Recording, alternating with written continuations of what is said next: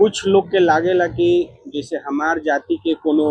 बढ़िया आदमी निकल गई या कोनो काम करे में या कोनो नौकरी ले लेलक चाहे अच्छा कोनो पद पर चल गए तो आदमी लागेला खूब ओकर गुण गावे आ खूब ओकर वाहवाही लूटे लागेला, लेकिन वो आदमी के तरह केहू बने के ना चाहेला। वो आदमी के तरफ केहू बन के चाही तब नु माने बने के चाही तब नु ओसन का समाज में बदलाव कर सकत हटे। चाहे कोनो माने गांव होके माने अधिकांश तो गांवे में बा, लेकिन अब तो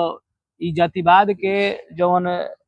लहर बा ई कुछ माने शहर में भी माने अब चले के स्टार्ट हो गइल बाटे। पहिले शहर में माने जाति पाति के कोनो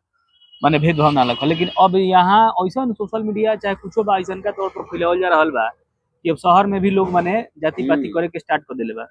लेकिन जातिवाद करे वाला आदमी के ई समझ में ना आवेला जौना जात खातिर हम मरत तनी उ हमरा खातिर मरी कि ना मरी। मान तनी कोनो जाति के डॉक्टर बाटे,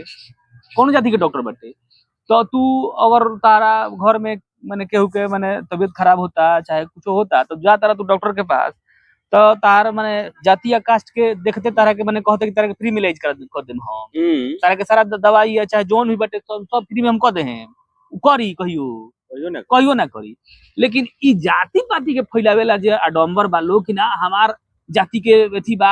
होई गल बा। मानता नहीं कि कोनो जाति के बा, कोनो जाति के बाटे, हम कोनो जाति समुदाय के विशेष के बात नहीं कहत, कोनो जाति के लड़का बाटे कोनो लड़की के बाई चांस छेड़छाड़ करत हटे ओकरा साथे अभद्रता करत हटे, तो का तू जाति के नाम पर ओ लड़का के तू पक्षपात करबो कि नहीं हमरा जाति के करके मत मारो। ऐसा का हो कि ऐसा का होखता जे करत हटे गलत नहीं खे, ई सबसे बड़का देशद्रोह बाटे, अपराध बाटे। कहे मतलब समाज में तू का माने मैसेज देवे के चाहता रहो कि मान तनी कोनो जाति विशेष के बाटे या कोनो केहू के साथे उ घिनौना अपराध कर देलक चाहे कुछ कर देलक तो ओकर हम पक्षपात करेम कि ना भाई ठीक कइले बा। ई सब बेकार गलत चीज बाटे। जाति पाति के माने ऐसन का माने एथी फैलावल बहुत बेकार चीज बाटे। जे भी बाटे अगर कोई गलती देखत हटे आदमी चाहे कोनो जाति धर्म समुदाय के होके कोई गलती देखत हटे ओकरा के टोके के स्टार्ट करे के चाहिए, टोके के चाहिए ताकि उ जवन भी माने काम करे वाला बा क्रिया बा वहां रुक जाए। अगर तू टोकत नहीं ख तो वहां से उ धीरे धीरे अपन